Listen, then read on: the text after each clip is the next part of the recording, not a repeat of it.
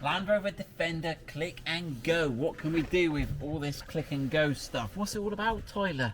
Being quick. Being quick. Being busy. And going. Right.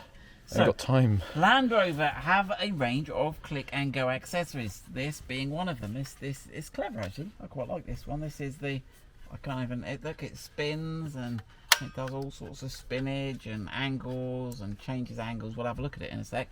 And that, on the old models, there used to be a little thing that went between the two headrest posts, and it gave you a little dock that you could dock this into.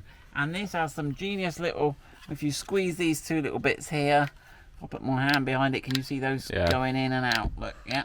So those were great, and so you could dock it in and it would stay there, and you could, so I'll show you.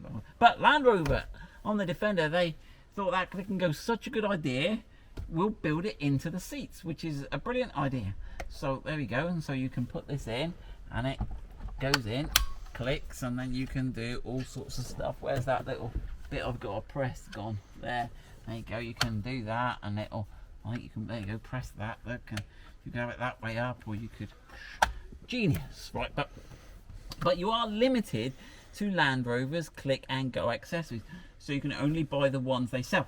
And they sell, oh gosh, memory test here, Tyler, what have we got? You've got a coat hanger, you've got a hook, you've got a little fold down table, you've got tablet holders. I don't think they actually do a phone holder.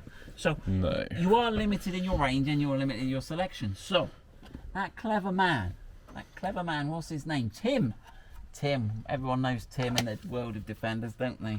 Tim from Defender 3D. He said, Simon, you want to start selling these? These are genius. He's more modest than that. And what this is this I'd never even heard of these. You hadn't even heard of these, have you, Tyler? No. And you're normally into all this new stuff. There is a thing called a ram mount, which basically is a round ball, and you can buy a series of ram mounts or ram compatible. So this is a ram mount. So this is compatible, or ram mount compatible. It's not a ram mount, it's ram mount compatible. We'll get in trouble when we type. Part of it. Part of it. So, and you can buy a series of things, look on the internet for ram mount stuff, and you will see. So what this enables you to do is to use the kind receptacle that Land Rover have provided for you in the seats, but it opens up you to a whole new world of marvelous gadgetry holders and things. So we like that. Now, right, just be careful. So this is 3D printed. It's quite nice. It's obviously the 3D printed ball, and he's formed a little bit here for the captive nut. He's registered these designs, Tim has, because he likes his designs, and he's got up on here. Now you've got to go out your way a little bit to get it in upside down, but if you force it in, you can get it in upside down. You can even drop it if you're not careful. But yeah, so this flat side goes uppermost, and he's angled that so it's a bit more ergonomic. So there we go, and that just simply clicks in there, and that is good and solid. So we are going to put those on the website to ram out. Now there are some more bits I'm going to show you. Right, and then to squeeze it. Now you do have to have quite a firm grip to push this. So what you're doing here is you're pushing those in, but he's done it so that it isn't going to fall out, but it does mean you have to really push quite hard. And then you could get a little phone holder or tablet holder, and the idea being, obviously you've got your power supply here, so and you can get different length little connectors. The rams seem to work on, you basically have two balls, one at each end, and then there's a connector rod that you clamp up, and it jams it, and you can move it in any position. So you can obviously buy the connector things and the phone holders, and then your children or relatives or whoever's in the back can use their phones and stuff, which is good. Now he's also designed one more thing. This is a RAM compatible, it's not a RAM mount, it's a RAM compatible mount for the front dashboard. Should we go and try that, Tyler, over there?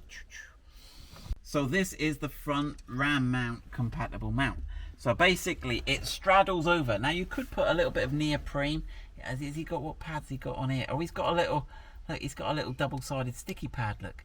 Now I think he threw a few more in. So it's one of those low tacky things just to, now you could put a bit of neoprene rubber over here, I guess, something with higher friction than the plastic. But he's given you two little suction pads there. Sticky pads, sorry, not suction, no suction about it. Right, and I will leave those on for the purposes of this demonstration. And basically what you've got is you've got these two little wing nuts at the back, and this bit, well, can extend in length. Now the top hooks under this top rail, and the bottom is formed exactly to match the profile of this bottom section. And basically you put it in, and you push the top against the bottom, and you should see that top bar just deflect a little bit, and then you can tighten up the two nuts at the back, wing nuts, and that will give you a compatible RAM mount compatible holder for phones or tablets or any other RAM type things that come along. So that gives you an extra screen, because a lot of people want an extra screen for their, particularly in Australia, all the off-road navigation is done on an iPad. So they want the screen to tell you you're off-road and your Pivi Pro and everything, but you need a secondary screen. So if you need two screens, this could be the job for you. Now, there are some slight limitations with this design. Now, Tim originally had one that would fit, but it didn't have this rear up stand.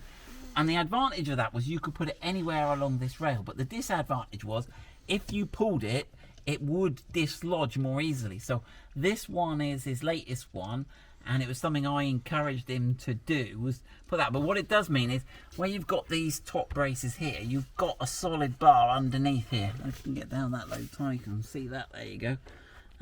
So you can mount it here, but not exactly there and not exactly there. So you've still got plenty of lever, and I think that's a better compromise.